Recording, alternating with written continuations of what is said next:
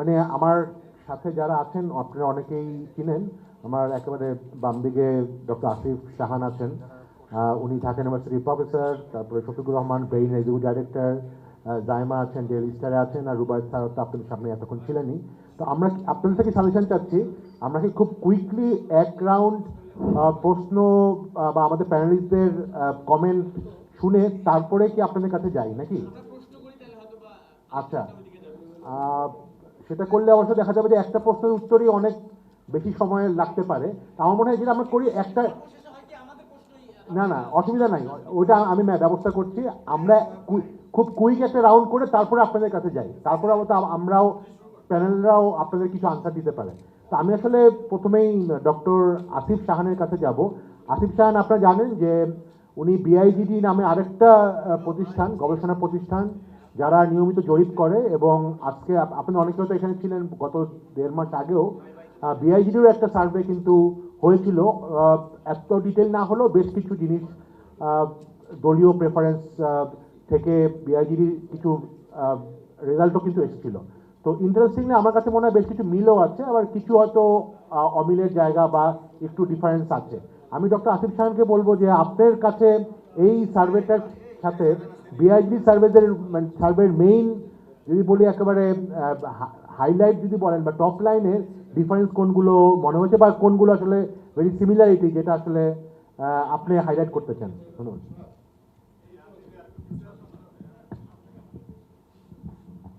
না, ধন্যবাদ ফাহিম ভাইকে। আমার কাছে যে জিনিসটা খুব গুরুত্বপূর্ণ মনে হয়েছে, এবং এটা আমার ধারণা সামনে আরও আমরা যত সামনে যাব তত বাড়তে থাকবে, যে নির্বাচনের সময় যত কাছাকাছি হতে থাকবে তত হচ্ছে আনডিসাইডেড ভোটারের যে সংখ্যাটা সেটা কমার পসিবিলিটি বেশি, এবং একই সাথে ভোটারদের মধ্যে তাদের রিভিল করার যে পসিবিলিটি সেটাও হয়তো হচ্ছে বাড়তে থাকবে।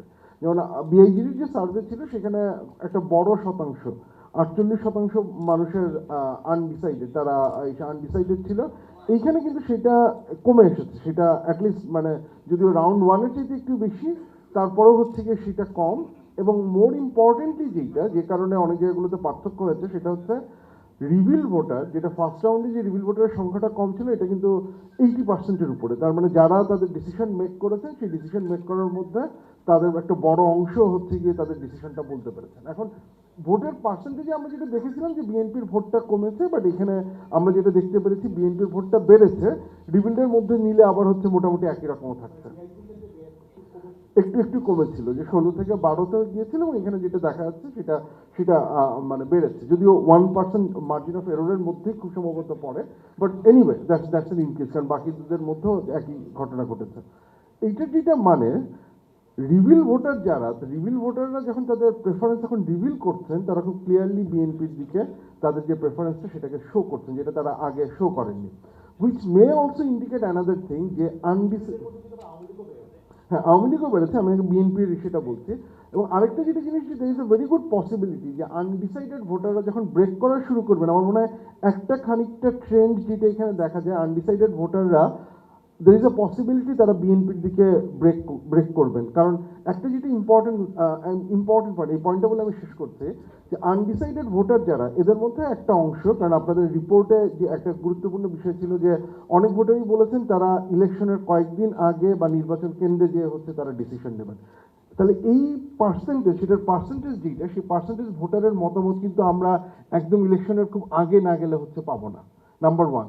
নাম্বার টু হচ্ছে যে এদের অনেকেই এখনো কিন্তু এমপি ক্যান্ডিডেট, এটা ডিসিশন হয়নি। 65% বা তারও বেশি তারা বলেছেন তারা প্রার্থীর যোগ্যতা দেখে হচ্ছে যে ভোট দেবেন।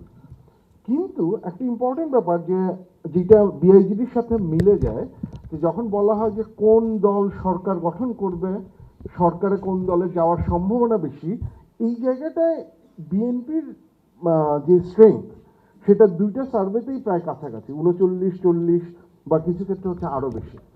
তার মানে হচ্ছে তার মানে হচ্ছে মানুষজন মনে করছে এখন পর্যন্ত কম্পারেটিভলি যে বিএনপির সরকারে যাওয়ার পসিবিলিটি বেশি। এটি গুরুত্বপূর্ণ এই কারণে যে আনডিসাইডেড যে ভোটার, যারা নির্বাচনের কয়েকদিন আগে বা নির্বাচনের দিন ভোট কেন্দ্রে যে ডিসিশন নেবেন, ওই সময়ও যদি তাদের কাছে মনে হয় যে বিএনপি সরকার গঠন করবে বা বিএনপি জিতে যাচ্ছে, there is a pretty good possibility যে তাদের ভোটগুলো বিএনপির দিকে যাবে। মানে এটা একটা ব্যান্ড ওয়াগন ইফেক্ট, যেটা আমরা আগের নির্বাচনগুলোতে সবসময় দেখেছি, যে যারা ভোটটা হচ্ছে নির্বাচনের দিন দেন তারা কেন্দ্রে গিয়ে বিচার করেন যে আমার ভোটটা যাতে নষ্ট না হয়। আর ভোট নষ্ট না হওয়ার অর্থটা কি, যে দল জিতছে আমি তাকেই দিই, অন্য কাউকে দিলে তো হচ্ছে গিয়ে ভোটটা নষ্ট হবে। তো যদি এই 40% বা আরও বেশি বিএনপির প্রতি যে বিশ্বাসটা, যে বিএনপি সরকার গঠন করবে, এটা যদি ওই জায়গায় থাকে বা আরও বাড়তে থাকে, তাহলে আনডিসাইডেড যে ভোটার যারা আছেন তাদের বিএনপির দিকে ব্রেক করার পসিবিলিটি আরও বেড়ে যাবে সামনে। এবং যেটা আমি বললাম যে বিআইজিডি এবং এটা দুটোই দেখাচ্ছে যে মনে করছে মানুষজন সরকার বিএনপি গঠন করবে। আর যদি এটা কমতে থাকে বা এনি চান্স, এবং জামাতের আমরা যেটা দেখছি সেটা যদি বাড়তে থাকে, ব্যান্ডওয়াগন ইফেক্ট কিন্তু উল্টো কাজ করবে। তখন মানুষজন কিন্তু মনে করবে যে জামাত জিতছে, তাহলে ভোটটা আমি হচ্ছে জামাতের কাছে দিই। তো আমার কাছে ওই ওই জিনিসটা আমার কাছে খুব গুরুত্বপূর্ণ মনে হয়। আহ, আমাদের মধ্যে এখানে বোধহয় যারা আছেন সবচেয়ে কম বয়স জাইমার জেনজি, ও আচ্ছা একটু আছে জেনজি কয়দিন, ওকে। বাট যেই কারণে আমি প্রসঙ্গটা আনলাম, ভেরি ইন্টারেস্টিং, এবং রুবায়েত খুব পরিষ্কারভাবে দেখালো যে জেনজিদের মধ্যে একটু যারা কম বয়স তাদের মধ্যে কিন্তু দেখা যাচ্ছে যে বিএনপি এবং জামাতের ডিফারেন্সটা অন্য যেই জায়গাগুলিতে ছিল very com, almost kind of neck and neck. এবং আমার খেয়াল আছে যে বিআইজির যে সার্ভেটা হয়েছিল সেখানেও কিন্তু দেখা যাচ্ছিল জামাত ইনফ্যাক্ট ওই গ্রুপটার কাছে একটু এগিয়ে আছে, খুব স্লাইটলি হলো এগিয়ে আছে। এবং দেখা যাচ্ছে যে আবার এডুকেটেডের মধ্যেও Jamaat is doing much better.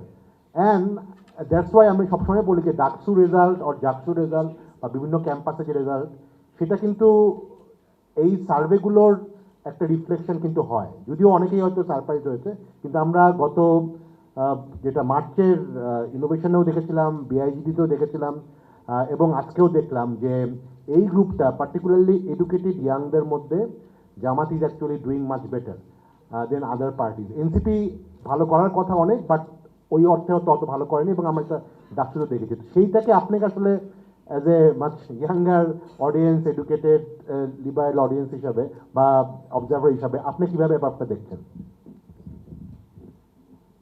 Thank you so much Nahid ভাই। আসলে হ্যাঁ, আপনি যেটা দেখিয়েছেন, আমরা কিন্তু বারবার করে একই কথাটাই বলে এসেছি যে মানে যখনই আমাদেরকে বলা হতো যে না, Jamaat is only going to be getting a fraction of the votes, we kept saying যে আপনারা কিন্তু আমাদেরকে কখনো গণনাতেই নেন নাই। আমরা আগের যে পোলসগুলো ছিল যে আওয়ামী লীগ এত শতাংশ ভোট পায়, বিএনপি এত শতাংশ ভোট পায়, আমি কখনো ভোট দেইনি, সুতরাং আপনি জানেন না আমি কাকে ভোট দিব। এবং এই পুরো একটা মানে 1/3 পপুলেশন কাকে ভোট দিবে ওইটা আপনারা জানতেন না। ওই জিনিসটা না ডাকসুর রেজাল্টের পরে কিছুটা মনে হয় আলোকে এসেছিল যে আমাদের আমাদের জেনারেশন কাদেরকে ভোট দিতে চায়। এখন হ্যাঁ, এটা একটু অনেকের জন্য এই জিনিসটা খুবই মানে আই থিঙ্ক সারপ্রাইজিং ছিল যে Jamaat is making such gains, she made such gains in university campuses, and I think it was really a reckoning moment for a lot of people as well, যে কিভাবে করে এই ফেথ বেসড গ্রুপটা যেটা হয়তো মার্জিনসে ছিল, তারা কি করে এখন ফোর রানারদের মধ্যে চলে এসেছে। ওই জায়গাটিতেই কিন্তু আপনাদের সার্ভে রেজাল্টেরই একটা বিষয় উঠে আসে, সেটা হচ্ছে যে আমাদের প্রজন্মের মানুষরা হয়তো দলীয় যে মানে ইলেকট্রাল সিম্বল দেখে তারা ভোট দিবে না, তারা হয়তো দেখবে প্রার্থীর, বিশেষ করে যে ক্যান্ডিডেট আছে, ওই ক্যান্ডিডেটের কোয়ালিটিসগুলো কী ছিল, ক্যান্ডিডেটের কোয়ালিফিকেশনগুলো কী ছিল, ক্যান্ডিডেটটা আসলে মাঠে এসে ভালো কাজ করতে পারবে না কিনা। They are looking for tangible change, they are not looking for empty promises. তারা ইশতেহার দেখছে না। এবং এই জিনিসটা আমার মনে হয় সকল রাজনীতিবিদদের এই এই this is a take home message for you, যে তারা দেখতে চায় মাঠে আসলে কি ধরনের মানে চেঞ্জ আসছে। ওই জায়গাটাতেই না ইনফ্যাক্ট মানে ধরেন আমাদের বিভিন্ন দলগুলোর মধ্যে যে কিছু ভ্যালু বেসড যে কিছু ডিফারেন্সেস আছে, যে ধরুন জামাতের ক্ষেত্রে আপনি জানেন যে এটা একটা ধর্মীয় একটা ভ্যালু বেস সিস্টেম তারা ফলো করে, আবার অন্যদিকে বিএনপি সেটা করছে না। ওই জায়গাটাতে যখন ভোট দিতে যাচ্ছে তখন ওইটা সেকেন্ডারি হয়ে আসছে বলে আমরা আসলে দেখছি আমাদের রেজাল্টে। সেটা ঠিক কি বেঠিক সেটা পরবর্তী আলোচনা, কিন্তু এটা হয়ে আসছে। আপনাদের আমাদের মানে the younger generation is looking for action and they're not looking for promises.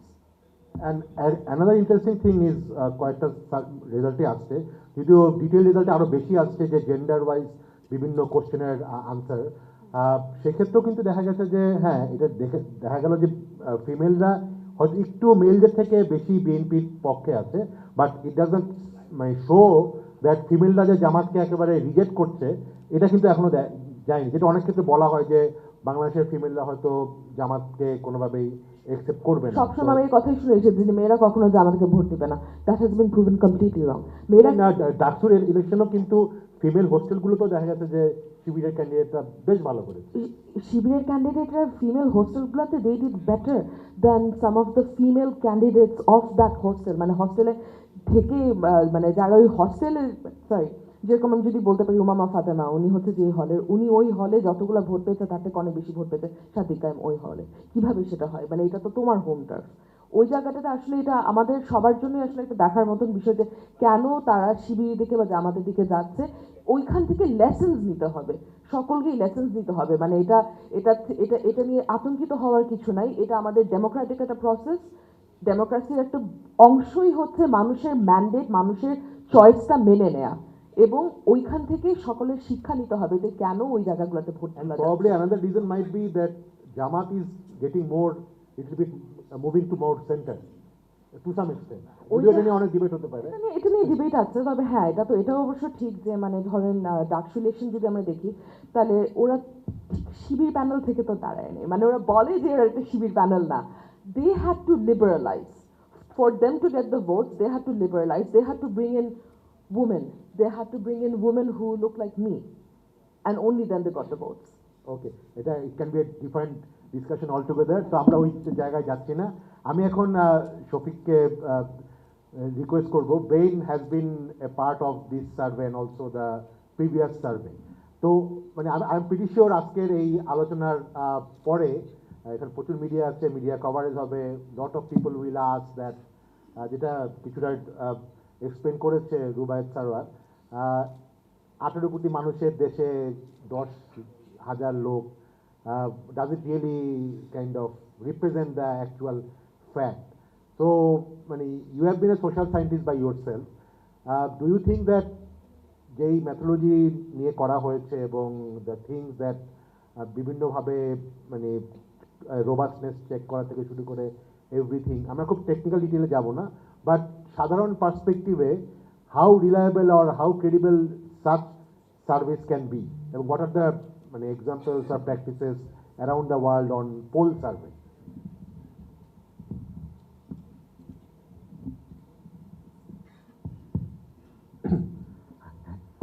Innovation যে পোলটা করেছে, এবং আমরা একটা মেথোডোলজি নিয়ে পোলের অনেক আগে থেকেই আমরা সেটা নিয়ে ডিসকাশন করেছি আমাদের নিজস্ব ফোরামে। এটার মেথডটা খুবই সাউন্ড, মানে স্ট্যাটিস্টিক্যালি এবং সোশিওলজিক্যালি।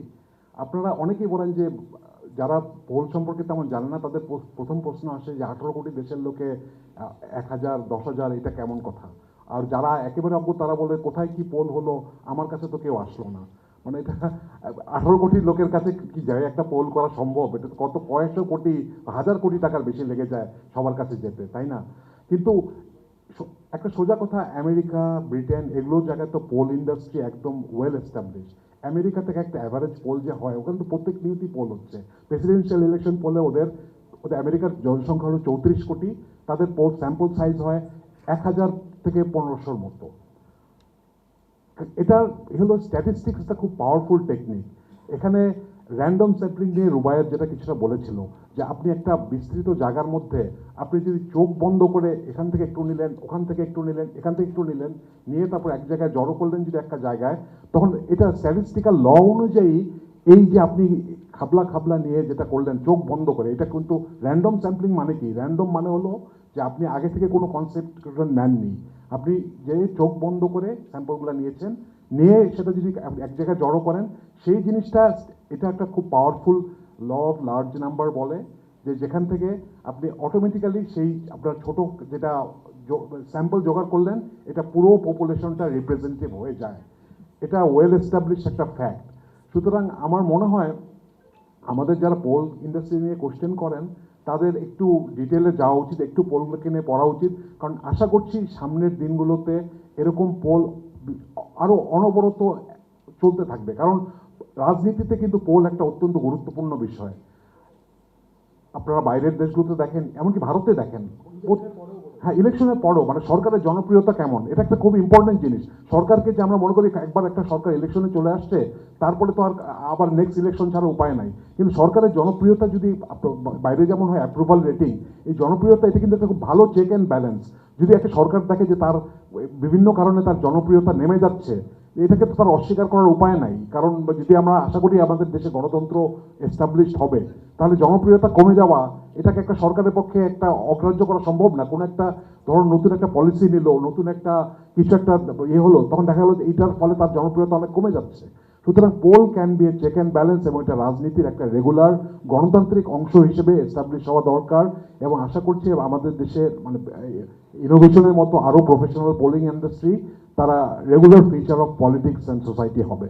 ধন্যবাদ। ধন্যবাদ শফিক। আমার মনে হয় এখন আমরা এই পর্যায়ে আমরা আবার আসবো প্যানেলের কাছে। এই পর্যায়ে একটু আমি জানি অনেকের প্রশ্ন আছে এবং বেশিরভাগ প্রশ্নই হয়তো রুবায়ত স্যারের কাছে আসবে, but any question can also be directed to the panelist as well. তো আমার মনে হয় এখানে কেউ কি আছেন মাইক সাপোর্ট দিতে পারবেন? আচ্ছা আচ্ছা, ঠিক আছে। আমার মনে হয় একটু সবাই যখন বলবেন জোরে বলেন, তাহলে কার কাছ থেকে আর জানতে চাচ্ছেন এটা একটু বলুন।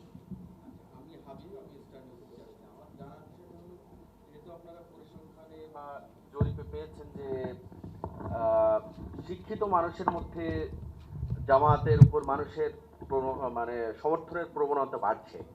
সেক্ষেত্রে আপনারা এমন কোনো প্রেডিকশন দিতে পারবেন কিনা যে আগামী 10 বছর বা 15 বছর পর জামাত সরকার গঠন করতে পারে? মানে হিসাবে তো তাই দাঁড়ায় তাইলে। তো এখনকার পোল আমরা আপনাদেরকে এই মুহূর্তের স্ট্যাটাস কো বলছি, অনুমান তো আমরা করতে পারবো না, অনুমান দেওয়ারও আমাদের মানে এখানে কোনো মানে রাইট নাই, তাই না? তো আমরা সেই যোগ্যতা রাখি না। জি, আমার মনে হয় আপনাকে আমাকে একটা একটা করে নিব নাকি একসাথে নিব, বা আমার মনে হয় একটা একটা করে নিলেই ভালো, তাহলে ফোকাস থাকবে আর কি। আপনারা কয়জন প্রশ্ন করতে চান যদি একটু হাত তুলেন তাহলে সুবিধা হয় আমাদের টাইম ম্যানেজমেন্টে। পিছনে আছেন একজন, আচ্ছা শুরু করেন আপনি। আর সবার আগে একটু পরিচয়টাও দিয়ে দিন আপনাদের। কেউ একজন হেল্প করো যাতে মাইকটা ওই পিছনে যাও, পিছনে যাও।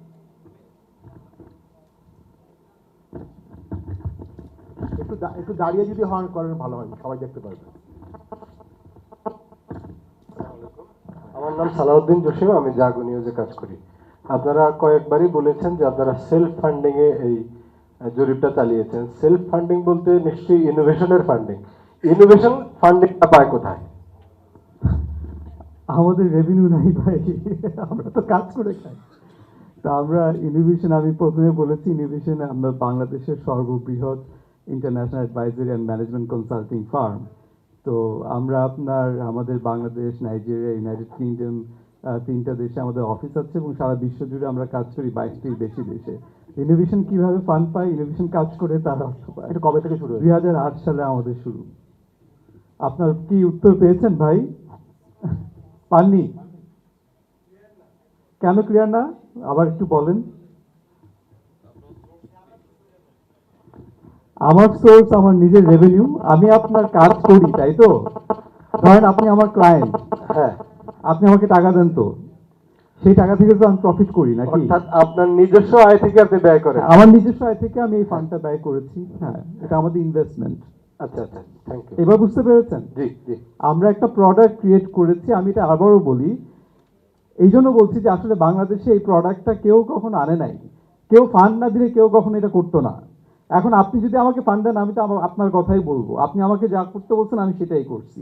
তো সবসময় বাংলাদেশে সেইটাই হয়েছে। ইন্ডিপেন্ডেন্ট যে পোল কালচার, এটা বাংলাদেশে কখনো ছিল না। ইনোভেশন আমরা মনে করেছি সেটা বাংলাদেশের জন্য তৈরি করাটা প্রচণ্ড জরুরি। 5ই আগস্টের পট পরিক্রমায় আমরা সেটাই করার চেষ্টা করেছি। জি,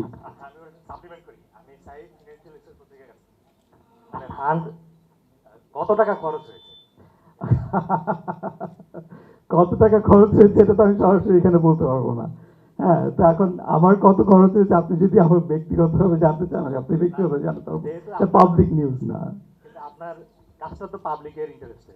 হ্যাঁ, না, কিন্তু আপনি যে ব্যাপারটা বুঝেন, এটা আমার ব্যক্তিগত। আমি আপনাকে স্পষ্ট করে বলি, আমি ডিরেক্ট ইনুমারেশন আমি খরচ করেছি।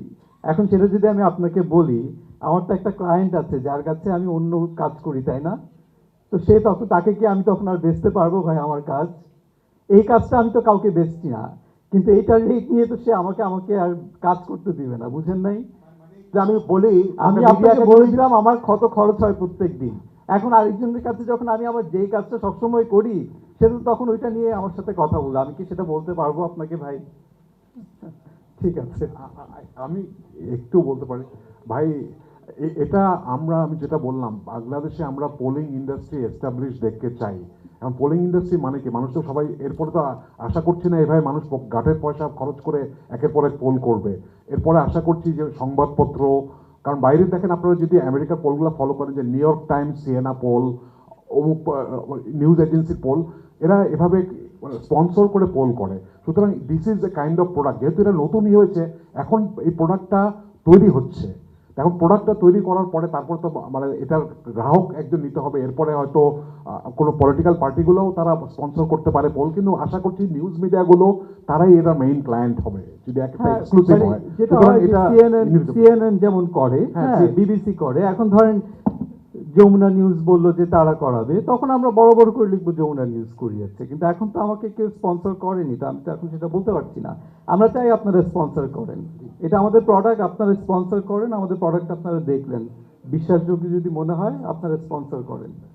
To be clear, আবারও this particular poll has been purely self-funded and innovation-এর নিজস্ব ফান্ড বা নিজস্ব প্রফিট থেকেই এটা ইনভেস্টেড হয়েছে।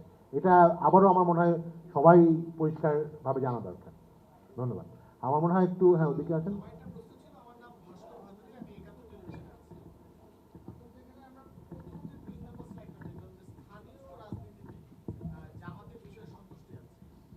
জাতীয় নির্বাচনের ক্ষেত্রে যে বিষয়টি পরিবর্তন হলো, এর কারণটা কি, সেই বিষয়ে আপনাদের কাছে কোনো উত্তর আছে কিনা? আর দ্বিতীয় একটি প্রশ্ন করতে চাচ্ছি যে শুধুমাত্র বড় দুই দলই প্রাধান্য পেল কিনা, আর এনসিপির গ্রহণযোগ্যতা কি দিন দিন একটু কমতির দিকে, আপনারা কি মনে করছেন, বা আপনাদের আচ্ছা। জরিপে কি উঠে এসেছে? জরিপে তো আপনি তথ্য দেখেছেন, তাই না? তো এখন এই প্রশ্নটা সবসময় আমরা ফেস করি। আমরা একটা জিনিস সবসময় আমরা গবেষক হিসেবে যেটা বলি, সেটা হচ্ছে আমাদের দুটো বিষয়। একটা হচ্ছে এইটা হচ্ছে ডেসক্রিপটিভ গবেষণা, স্ট্যাটাস কো, যা দেখছি তা বলছি। আরেকটা হচ্ছে যেটা হচ্ছে আমার ডায়াগনস্টিক গবেষণা, কেন হচ্ছে। আমি আপনাকে ডায়াগনস্টিক গবেষণাটা এখানে দেই নাই, ঠিক আছে? তো কেন এটা কেন হচ্ছে, ওটা কেন হচ্ছে না, এইটা এই সার্ভের স্কোপে না, আমি এটা আপনাকে বলতে পারবো না। এখন কিন্তু আপনারা যেটা দেখতে পাচ্ছেন সেটা হচ্ছে যে সন্তুষ্টি, আপনার ব্যাপারে আমি অসন্তুষ্ট, কিন্তু আমি তারপর আপনাকে ভোট দিব, অনেকটা সেরকমই তো দেখেছেন। হ্যাঁ, যে আমি আপনার ব্যাপারে অসন্তুষ্ট কিন্তু আমি আপনাকে ভোট দিব। এখন আমি যদি একেবারে গবেষণার বাইরে গিয়ে, গবেষক হিসাবে বলছি না, আমি যদি একজন ব্যক্তি হিসাবে বলি, ব্যাপারটা কি, ব্যাপারটা হচ্ছে এরকম যে মানে আমার একটা দলীয় পছন্দ আছে, কিন্তু আমার দল আমার পছন্দ মতো কাজ করছে না, তা আমি বলবো আমি অসন্তুষ্ট, কিন্তু সে তো আমার পছন্দের দল, তা আমি তাকে ভোট দিব। তো দুটা যে মুচুয়ালি এক্সক্লুসিভ হবে তা তো না। কিন্তু যেটা এখানে গুরুত্বপূর্ণ রাজনৈতিক দলগুলোর বোঝার, সেটা হচ্ছে তাকে যে ভোট দিবে সেও তার ব্যাপারে সন্তুষ্ট না। এটা হচ্ছে সবচেয়ে গুরুত্বপূর্ণ বিষয়, যেটা বোঝা উচিত এখান থেকে। তার মানে হয়তো বিএনপির এখান থেকে টেক অ্যাওয়ে হওয়া উচিত যে তার মাঠ পর্যায়ে সাংগঠনিক কার্যক্রমকে আরো সুন্দর করতে হবে। এটা হয়তো বিএনপির সরাসরি এখান থেকে টেক অ্যাওয়ে হতেই পারে। আমার শফিক বোধহয় কিছু বলতে যাচ্ছে। হ্যাঁ, এটা একটা ইম্পর্টেন্ট জিনিস যে রুবায়েত এটা কিছুটা বললো যে কোনো একটা দলের প্রতি অসন্তুষ্ট থাকা কিছুটা মানেই তার মানে কিন্তু তাকে সাপোর্ট না করা না। আপনারা তো নিজেরাই দেখেছেন যে গত আওয়ামী লীগের এত বড় আমলে অনেক আওয়ামী লীগ সমর্থকই কিন্তু মানে বলতো যে আওয়ামী লীগের কার্যক্রমে তারা সন্তুষ্ট না, ব্যক্তিগতভাবে আপনারা জেনেছেন, কিন্তু ভোট দিতে চাইলে তবু শেখ হাসিনার সরকার বারবার দরকার। মানে এই জিনিসটাই আপনারা কিন্তু, মানুষ কিন্তু শুধু ভোট নিজের প্রতি কিরকম আচরণ হলো এটা দেখে ভোট দেয় না, এটা বাইরেরই আছে আইসোট্রপিক ভোটিং। মানে আপনি জাতীয় পর্যায়ে চিন্তা করেন যে আমার দল ঠিক আছে আমার সাথে ভালো বিহেভ করে নাই, কিন্তু তাতে কি আমার দল তো মানে দেশের ক্ষমতায় থাকবে, এটা কিন্তু এই কনসিডারেশনটাও আছে। এটা আর কি একটা বড় ব্যাপার, এটা অবশ্যই চিন্তা করার ব্যাপার। একটা জিনিস এখানে একটু খুব ইন্টারেস্টিং ছিল, সেটা হচ্ছে যে এই যে আমার দল, একটা দল যে আমার হতে পারে, ওই কনসেপ্টটা মনে হয় একটু বড়দের মধ্যেই বেশি ছিল, মানে যাদের বয়স একটু বেশি। I remember যে I think a generation that was older than us, they grew up in a very politicized society. You had to be either Aomi League or you had to be Jamaat or you had to be BNP.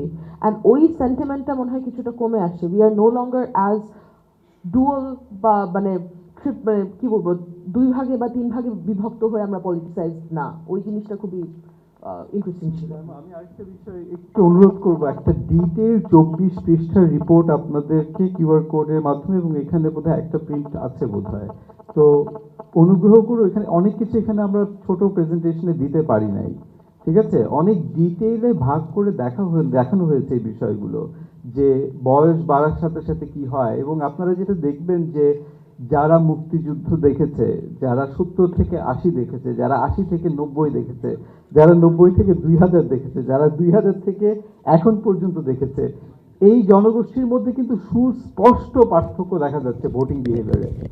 এইটা হচ্ছে সবচেয়ে গুরুত্বপূর্ণ বিষয়। হ্যাঁ, এবং আগামী নির্বাচনে যেটা আমরা কনসিস্টেন্টলি পেয়েছি এবং এখন আমরা কনক্লুড করতে পারি যে জেনারেশনাল ডিভাইড, এইটা কিন্তু আপনার পুরোপুরি আপনার নির্বাচনটাকে নিয়ন্ত্রণ করবে, যে জেনারেশনাল ডিভাইড। এবং আপনারা দেখেছেন যে জেন জিদের একটা বড় অংশ বলেছে সিদ্ধান্ত নেয়নি, অর্থাৎ তার ভোটের সিদ্ধান্ত আমরা জানি না। নারী ভোটার, তাদের বেশিরভাগেরই সিদ্ধান্ত আমরা জানি না, প্রায় বোধহয় ছিল 37% না এরকম কাছাকাছি, তাদের সিদ্ধান্তই আমরা জানি না, তারা এখনো সিদ্ধান্তই নেয় নাই। তাহলে এই যে সিদ্ধান্তহীন যে পকেটটা, এই পকেটটা কোথায় যাবে? আসিফ সাহান কিছুটা এটা ব্যাখ্যা করেছে। আর আরেকটা জিনিস একটু দেখবেন যে বিআইজিডি এবং ইনোভেশন পোল থেকে আপনারা যদি ক্রস ম্যাচ করেন অনেকগুলো ডেটা এখানে পাবেন, যে ব্রেক করলে রিভিলড হলে কি হচ্ছে, এটা কিন্তু আমরা ট্রেন্ডটা এখন পেয়ে গিয়েছি। আমরা অলরেডি 4টা সার্ভে করেছি 2টা অর্গানাইজেশন মিলে, এবং আমাদের এই 4টা সার্ভে থেকে কিন্তু এখন বোঝা যাচ্ছে রিভিলড পপুলেশনটা বাড়লে, অর্থাৎ ভোটের সিদ্ধান্ত নিয়েছে এবং রিভিল করছে, এটা বাড়লে কোন দলের প্রতি সেটা যাবে সেটা মোটামুটি এখন বোঝা যাচ্ছে। আমি জাস্ট হচ্ছে গিয়ে যে প্রশ্ন দুটো ছিল আমি একটু অ্যাড্রেস করতে চাই। I just want to add what Zaima was saying, that ভোটারের যে প্রেফারেন্সটা, মানে যে কোয়েশ্চেনটা যদি দেখি যে জামাতের স্থানীয় পর্যায়ের কার্যক্রমে আমি স্যাটিসফাইড, কিন্তু ভোটটা আমি জামাতে দিচ্ছি না, এটা তো অনেকটা ভোটিং বিহেভিয়ারের কোয়েশ্চেন। যে ভোটার যখন একটা ডিসিশন নেয়, সে কিন্তু শুধুমাত্র সন্তুষ্টির উপর বিচার করে ডিসিশন নাও নিতে পারে, নাম্বার ওয়ান। নাম্বার টু হচ্ছে যে কথাটা একটু আগে আসলো, যে একটা হচ্ছে আইডিওলজিক্যাল ভোটার, যে আমি কোনো পার্টির পলিটিক্যাল আইডিওলজিকে সাবস্ক্রাইব করে আমি তাকেই সবসময় ভোট দেব। যেইটা এখান থেকে পরিষ্কার যে মোর র্যাশনাল ভোটার, এইটার সংখ্যাটা বাড়ছে এবং নতুন জেনারেশনের মধ্যে সেটা বাড়ছে। এখন এই র্যাশনাল ভোটার একটা হতে পারে যে সে এই যে স্যাটিসফ্যাকশন দেখে সে ডিসিশন নিতে পারে, কিন্তু আরেকটা জিনিস খেয়াল করেন যে আমরা দেখেছি যে এডুকেশনের লেভেল যত কমছে, ভোট কিন্তু একটা সার্টেন পলিটিক্যাল পার্টির দিকে যাচ্ছে। ওটা ইনকামের সাথে আমার ধারণা সেটা একটা সম্পর্ক আছে। এটার মানেটা হচ্ছে একটা large portion of voter, they are thinking about their security, they are concern about যে কোন পলিটিক্যাল পার্টিটা তাকে সিকিউরিটি দিতে পারবে, কোন পলিটিক্যাল পার্টিটা ক্ষমতায় আসবে যে তার এলাকায় কাজ করতে পারবে। এবং ওই হিসাবটা যদি দেখেন, ওই জায়গায় বিএনপি এগিয়ে আছে। তার মানে আমি বিএনপির কার্যক্রমে সন্তুষ্ট না, কিন্তু আমার মনে হচ্ছে যেহেতু বিএনপি পরবর্তীতে ক্ষমতায় আসবে, তাহলে হচ্ছে কি আমি ভোটটা ওই দিকেই দিই। So that is probably one of the reason যে আমি জামাতের কর্মকাণ্ড আমার কাছে পছন্দ হচ্ছে, বাট আমার সেফটি এনশিওর করতে পারবে বিএনপি, আমার সেফটি এনশিওর করতে পারবে এইখান থেকে যে দল সরকারে যাবে সে। সো ওই জায়গাটা হচ্ছে গিয়ে ঘটনাটা যাচ্ছে। সেকেন্ড যে কোয়েশ্চেনটা ছিল, আরেকটা কোয়েশ্চেন ছিল হচ্ছে গিয়ে যে জামাত আগামী 15-20 বছরে জিতবে কিনা। দেখেন এখানে একটা ইম্পর্টেন্ট জিনিস, যে এই যে এডুকেশনাল ভোটার যে গ্রুপের যে ব্যাপারটা, তারা কিন্তু আজকে থেকে 7-10-15 বছর আগে এই ট্রেন্ডে ভোট দিত না। আমরা একটা লার্জার ট্রেন্ডে চেঞ্জ দেখছি। So that doesn't necessarily mean that এই ট্রেন্ডটা আবার চেঞ্জ হবে না।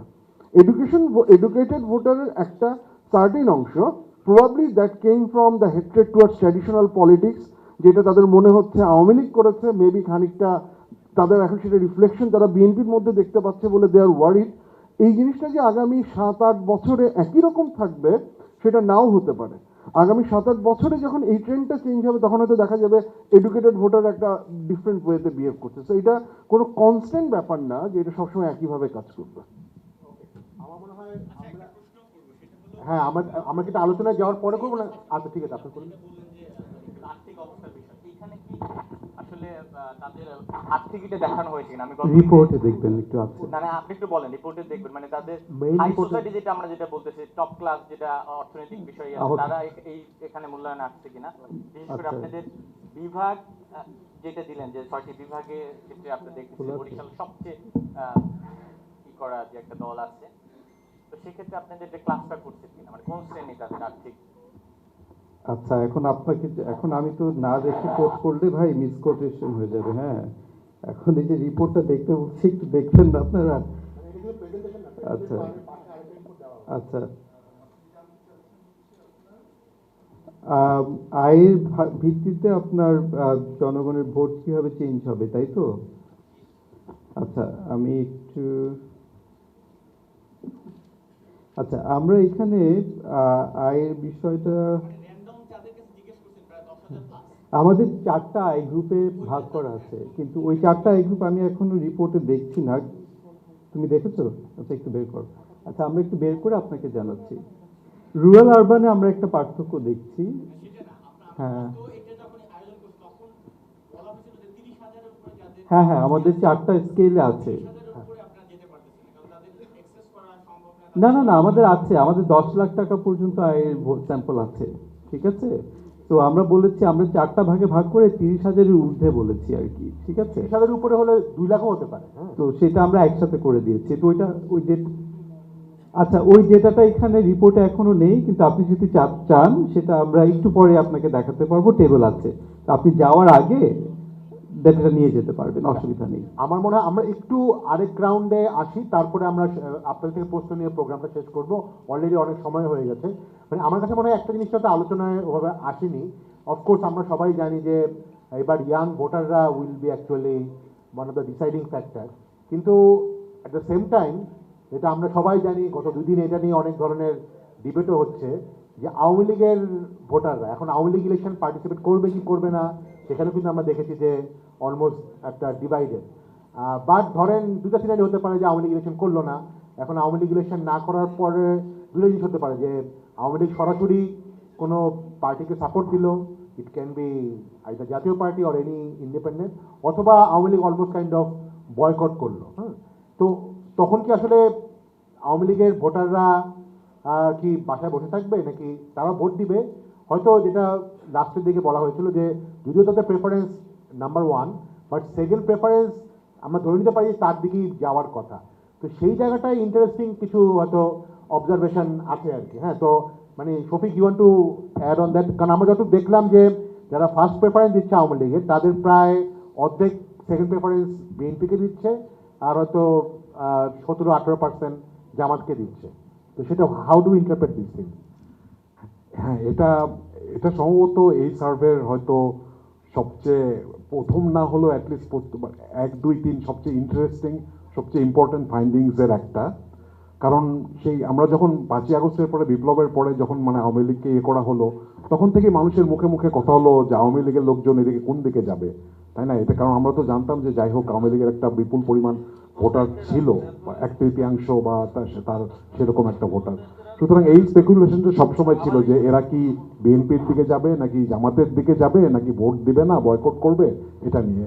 তো আমাদের এইটাতে আমরা আনএক্সপেক্টেডলি হলেও বেশ একটা খুব স্টার্ক ট্রেন্ড দেখছি যে এখানে আওয়ামী লীগের ভোটাররা তারা যদি ভোট দিতে যায়, তারা সেকেন্ড প্রেফারেন্স হিসেবে বিএনপিকে দিয়েছে। এবং আমরা যে মানে মোটামুটি ভোট পার্সেন্টেজ যেটা আগের তুলনায় একটু বেড়েছে, ওটার দিকেও দেখা যাচ্ছে যে বিএনপি জামাতের তুলনায় কিছুটা এগিয়ে আছে আওয়ামী লীগের ভোটারদের ক্ষেত্রে। মানে আমরা তো মোটামুটি এখন ধরতে পারি যে সামনে আর কয়েক মাস যদি ফেব্রুয়ারিতে নির্বাচন হয়, তবে আওয়ামী লীগের ভোটে অংশগ্রহণ করার সম্ভাবনা খুব কম, কারণ আইনি প্রক্রিয়া তো আছেই, সেই সাথে বিভিন্ন লজিস্টিক্যাল প্রবলেম আছে, এবং সবচেয়ে বড় কথা অনেক অনেক প্রবলেম আছে। এখন এটার কারণ কি হতে পারে, এটা আমরা পরে সোশিওলজিক্যাল স্টাডি করতে পারি। এখানে তো ওটা করা হয়নি। কেন আওয়ামী লীগের লোকজন বিএনপিকে সেকেন্ড প্রেফারেন্স খুব মনে করছে, জামাতকে করছে না? অনেকের মনে অনেক থিওরি ছিল, আর সেই স্পেকুলেশনে সেই চিন্তায় আমরা না যাই। তবে একটা জিনিস ঠিক, আওয়ামী লীগের কিন্তু এই সার্ভের একটা ইন্টারেস্টিং ব্যাপার হলো যে আওয়ামী লীগের পক্ষে মত প্রকাশের যে সোশ্যাল স্টিগমাটা ছিল, যে সামাজিক একটা চাপ, সেটা কিন্তু অনেকটা কমে এসেছে বিভিন্ন কারণে। সেটা আগস্টের পরে তখন অনেকেই মত প্রকাশ করতে চাননি আওয়ামী লীগের ভোটাররা, আওয়ামী লীগের সমর্থকরা যারা নীরব সমর্থক ছিল। কিন্তু এবার দেখছি তারা অনেকেই 5%-এর মতো আওয়ামী লীগের সমর্থক, সবচেয়ে বেশি আওয়ামী লীগের ভোট শতাংশ বেড়েছে আওয়ামী লীগের। সুতরাং এটা কিন্তু খুব একটা ইম্পর্ট্যান্ট ব্যাপার, এটা বিভিন্ন ইমপ্লিকেশন আছে। আচ্ছা, এখানে আমি একটা বিষয় আলোকপাত করতে চাই। আপনারা যারা গত 21 তারিখে পরিবেশনে এসেছিলেন, আপনারা দেখেছেন যে মানুষ সার্বিকভাবে নির্বাচনে যেতে চায়। দেখেছেন তো 86% আপনার ভোট দিতে চায় বলেছে, 69% মনে করেছে যে অন্তর্বর্তীকালীন সরকারের মাধ্যমে একটা নিরপেক্ষ নির্বাচন সম্ভব। কিন্তু আবার 45% আওয়ামী লীগকে নির্বাচনে চাচ্ছে। তাহলে এই ডেটাগুলো আমাকে যেটা বলছে অ্যাজ এ রিসার্চার, যে বাংলাদেশের মানুষ আসলে একটি নির্বাচনমুখী স্থিতিশীল আপনার রাজনীতি চায়, অস্থিতিশীলতা চায় না। ওনাদের সবাই আওয়ামী লীগকে ভোট দেবে নট না, কিন্তু তারা চায় পার্টিসিপেট করুক, কিন্তু তারা মানে এখানে কিন্তু অস্থিতিশীলতার ব্যাপার নেই। আমাদের আরবান সোসাইটিতে আমাদের মধ্যে সবকিছুই কিন্তু বাইনারি হয়ে গিয়েছে, এটা হলে ওইটা হবে না। অর্থাৎ হচ্ছে আমি যদি আওয়ামী লীগকে পছন্দ না করি, তাহলে হয়তো এই সরকারকেও আমি একেবারে মানে আওয়ামী লীগকে পছন্দ করি তো এই সরকার বাদ, এই সরকারকে পছন্দ করি তো আওয়ামী লীগ বাদ। কিন্তু আমরা আসলে যেটা দেখছি আমাদের তথ্যে, যে এই বাইনারিটা আসলে কাজ করছে না মানুষের মধ্যে, এই বাইনারিটা এক্সিস্ট করে না, সাধারণ জনগণ এভাবে ভাবে না।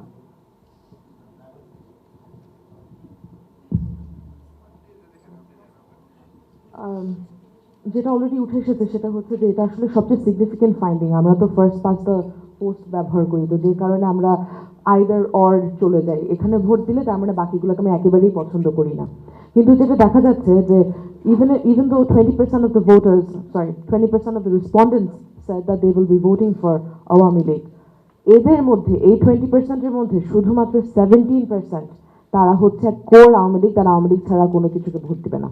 তো সেটার সংখ্যাটা, এটা শুধু আমার নিজস্ব ক্যালকুলেশন, এখানে ইনোভেশনের মানে আমার এটা কোট না করাই ভালো, অন্তত ইনোভেশনকে বলে কোট না করা ভালো।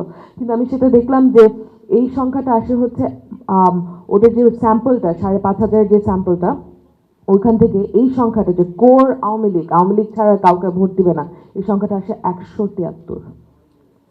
তো আমরা 173টা মানুষকে এখানে ডিসএনফ্র্যাঞ্চাইজ করছি এই পুরো রেসপন্ডেন্ট স্যাম্পলটা থেকে, যদি আওয়ামী লীগকে ইলেকশনে না আসতে দেওয়া হয়। বলছেন যে আওয়ামী লীগের সাপোর্টার কিন্তু এবার ভোটই দিবে না। না না, আমি বলছি যে একদম কোর আওয়ামী লীগ সাপোর্টার আমাদের, আমি আবার একটু বলে দিই, 20% set they will be voting for Awami League. হ্যাঁ, এদের মধ্যে 20% না, 18 পয়েন্ট সামথিং। ওই তো 18.8, ঠিক আছে, আমরা আনুমানিক 20% ধরি, আমরা আনুমানিক 20% বলেছে তারা আওয়ামী লীগকে ভোট দিবে। কিন্তু তাদেরকে যখন বলা হয়েছে যে আওয়ামী লীগ এবার ভোটের মাঠে আসতে পারবে না, তোমরা তাহলে কাকে ভোট দিবে, তোমার সেকেন্ড প্রেফারেন্সকে, তাদের মধ্যে সেকেন্ড প্রেফারেন্স বিএনপি চলে গেল। আরো 17% গেল হচ্ছে জামাতে ইসলামীতে। তারপরে আসে হচ্ছে আওয়ামী লীগ হচ্ছে থার্ড প্রেফারেন্স, মানে যে তারা আওয়ামী লীগ যদি ভোটের মাঠে না আসে তারা আর কাউকে ভোট দিবেই না, তারা আওয়ামী লীগেই তারা থাকবে। এবং সেটা হচ্ছে এটা শুধুমাত্র হচ্ছে ওই যে 20%, ওই 20%-র 17%, যেটা মানে সংখ্যায় আসে হচ্ছে 173। ওকে, হ্যাঁ, 5.5 যেটা আচ্ছা, করতে চাই। আমার মনে হয় আমরা একটু জাস্ট প্রায় শেষ পর্যায়ে চলে আসছি। আপনাদের যদি কোনো প্রশ্ন থাকে রেডি করে রাখেন। হ্যাঁ, আসছি আমরা। হ্যাঁ, জাস্ট একটা কোশ্চেন করে আমি জাস্ট আসিফ খানকে একটা প্রশ্ন করব যে অফকোর্স মানে আমরা সবাই জানি যে পার্টিকুলারলি বিআইজিডিও ইয়াং ভোটারদের নিয়ে আলাদা করে কিছু সার্ভে করছে, এবং এখানে আমরা দেখলাম যে এনসিপি যদিও দেখা গেছে যে গত মার্চ মাসে তখন তাদের পার্টি হয়নি, বাট তখন তাদের বোধ হয় কত 5%-এর মতো ছিল, এখন it has actually come down to 4%। যদিও এর মধ্যে অনেকেই বলতে পারে যে না 4% ইটসেলফ ইজ এ মানে গুড নাম্বার, বাট আপনি কি এটাতে মানে ইজ ইট এক্সপেক্টেড দ্যাট তারা খুব কমেনি আবার বাড়েওনি, মানে হালকা কিছুটা কমেছে, তো এটাকে আপনি কিভাবে অ্যানালাইসিস করবেন? না, থ্যাংক ইউ। আমিও একটু সারপ্রাইজ। আমার এক্সপেকটেশন ছিল যে আর একটু বাড়বে, কারণ বেসিক্যালি হচ্ছে প্রথম যখন করা হয়েছিল বা আমরাও যখন ইনিশিয়ালি বিআইজিডি থেকেও যখন ইনিশিয়ালি করা হয়েছিল তখন সেটা 2%-এর মতো ছিল। তারপরে যেটা হয়েছে যে আমরা মানে পার্টি গঠন করার পরে, কাজকর্ম করার পরে হচ্ছে এটা একটু বেড়েছিল। তো আমরা এই জুলাই পদযাত্রায় এত কিছু হলো, তো আই এক্সপেক্টেড যে এটা একটু মানে আরেকটু বাড়বে। তো আনফর্চুনেটলি ফর এনসিপি দ্যাট সেটা হয়নি। এখন এটা কেন হয়নি সেইটার এক্সপ্লেনেশনে যদি আসি, আমি জাস্ট সেটাতে যাওয়ার আগে মানে একটা খুব ইন্টারেস্টিং জিনিস যেটা আমার কাছে মনে হয়েছে যে আপনি যদি দেখেন এনসিপি তার সাপোর্ট ড্র করতেছে থেকে, তো সাপোর্টের একটা বড় অংশ আসতেছে তো জেনজি থেকে, এবং জেনজির ভেতরে আবার একটা জিনিস মানে যদি খেয়াল করেন যে আমরা এই আওয়ামী লীগ নিষিদ্ধের যে প্রশ্নটা বলছি সেখানে বিভিন্ন এইজ গ্রুপের মধ্যে ওভারঅল জেনজি হচ্ছে আওয়ামী লীগকে নিষিদ্ধ করার ব্যাপারে জেনজি হচ্ছে আওয়ামী লীগকে নিষিদ্ধ করার ব্যাপারে সবচেয়ে বেশি ইন্টারেস্টেড, বা আওয়ামী লীগ পার্টিসিপেট না করুক সেটা চায়। আবার এই সার্ভেতে আপনি যখন ইনস্টিটিউশন লেভেলে চলে গেছেন শুধুমাত্র ইউনিভার্সিটি স্টুডেন্ট, তখন কিন্তু আওয়ামী লীগের নির্বাচন করা উচিত না সেটা 63%, 63% শুধুমাত্র ইউনিভার্সিটি স্টুডেন্টদের মধ্যে। তার মানে হচ্ছে যে এনসিপি যে জায়গাটা থেকে তার ভোটার পুল করছে তার একটা বড় অংশ হচ্ছে এনটি আওয়ামী লীগ বা এই জায়গাটাতে আছে।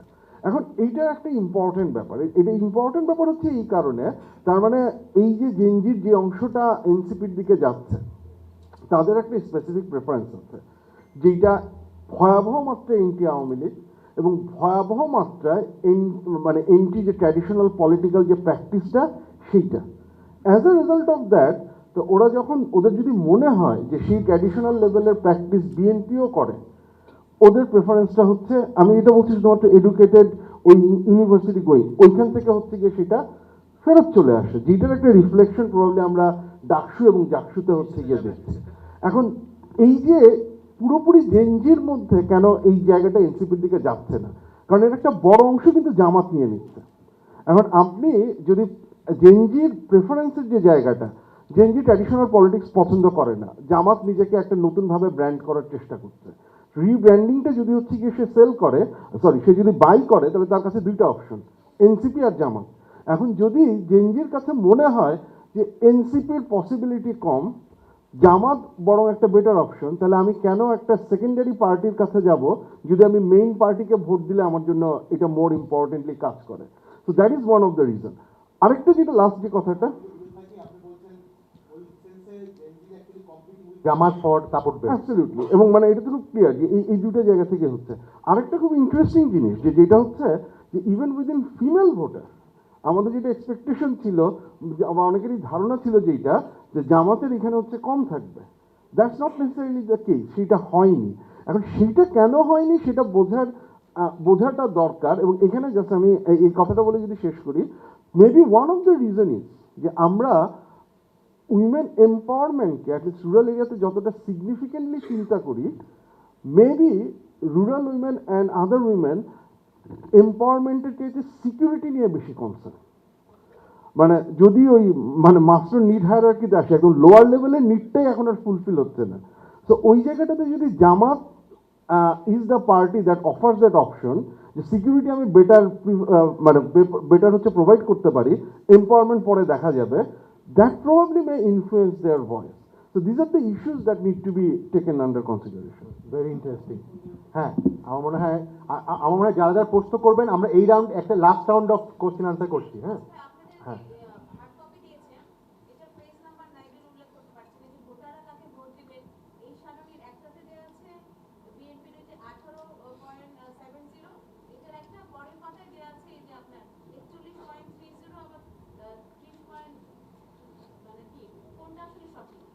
দুইটাই তো সঠিক, আমি ব্যাখ্যা করেছি তো, খুব ভালো করে ব্যাখ্যা করেছি।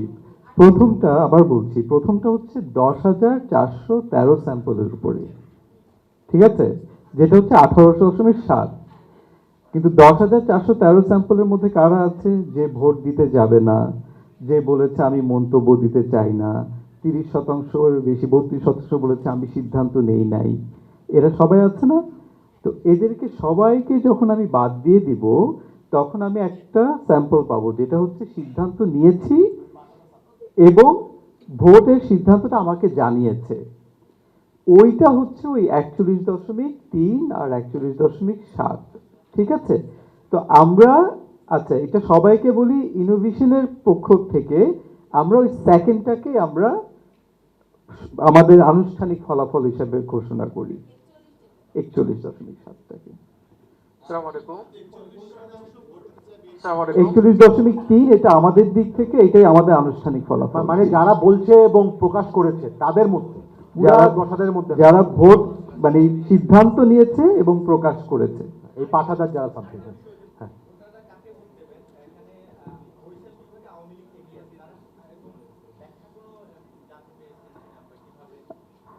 আপনার অনেক ইন্টারেস্ট দেখানে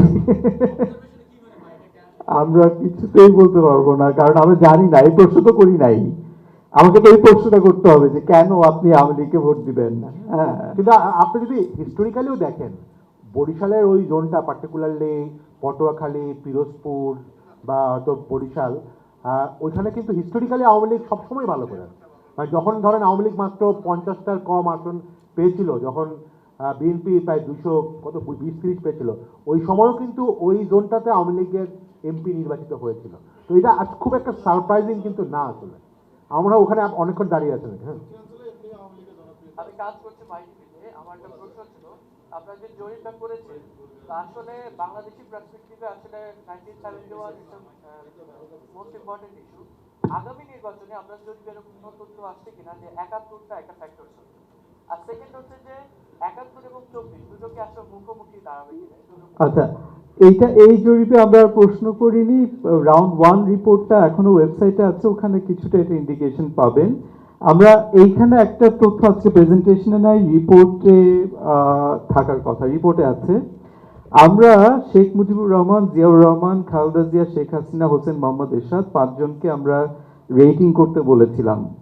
রিপোর্টে দেখবেন যে রেটিং অনুযায়ী দেখা যাচ্ছে যে শেখ মুজিব এবং জিয়াউর রহমানকে অলমোস্ট সেম ভাবে তারা রেটিং করেছেন। আমাদের কাছে মনে হয় যে বাংলাদেশের মানুষ আসলে বিভক্তি চায় না এইসব ব্যাপারে, ঠিক আছে? তো আমার ফাইন্ডিংসটা হচ্ছে, ইনোভেশনের ফাইন্ডিংসটা হচ্ছে বাংলাদেশের মানুষ এখানে ঐক্য চায়। 71 বনাম 24 বলে কিছু বোধহয় বাংলাদেশের মানুষের মাথায় নাই। শফিক বোধহয় এখানে আরেকটা ইন্টারেস্টিং ফাইন্ডিং যেটা হয়তো এর মধ্যে জোর দেওয়া হয়নি, সেটা হলো যে ভারত এবং পাকিস্তানের মধ্যে সম্পর্ক। 71 আসলেই তো আমাদের সেটা একসাথেই সব কিছুই কাভার হয়। এখানে আমরা পরিষ্কার দেখতে পাচ্ছি যে আমরা অবশ্যই ভারত হাসিনা সরকারকে মদত দেওয়ার জন্য ভারতের প্রতি মানুষের অনেক বেশি অসন্তুষ্টি ছিল, এবং ভারত যেভাবে আচরণ করেছে আমাদের নতুন সরকার আসার পরে, তো এখানে দেশে আমাদের অ্যান্টি ইন্ডিয়ান ফিলিং অবশ্যই অনেক বেশি ছিল। কিন্তু আমরা দেখতে পাচ্ছি আমাদের মানুষ কিন্তু অনেক প্র্যাগমেটিক।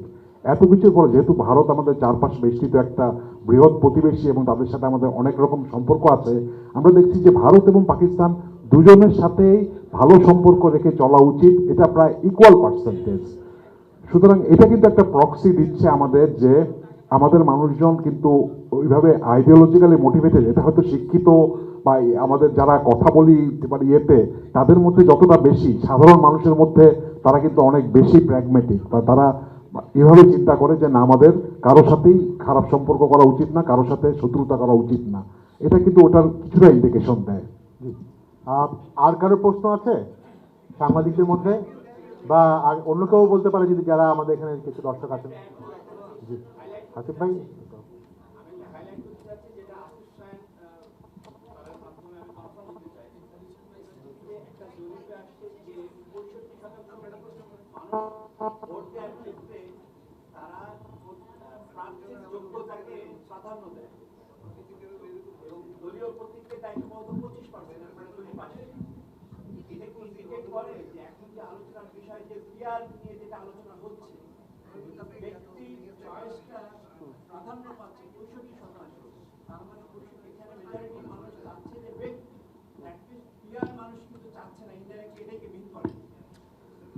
দেখেন, মানে এই ধরনের কনক্লুশন ড্র করা এক্সট্রিমলি ডিফিকাল্ট। মানে সার্ভের বেসিসে এরকম, মানে আমরা যদি ইনফারেন্স ড্র করি, ইনফারেন্স ড্র করার জন্য যেসব জিনিসপত্র কন্ট্রোল করতে হবে, যেসব জিনিসপত্র করতে হবে, সেটা আসলে বলা সম্ভব না। আমি মানে যদি বলি সেটা একাডেমিক ডিসঅনেস্টি হবে, আমি যদি এখান থেকে কোনো ইনফারেন্স ড্র করার চেষ্টা করি। হাসিফ ভাই লাস্ট কমেন্টটা দিয়ে আমরা চলে এসেছি।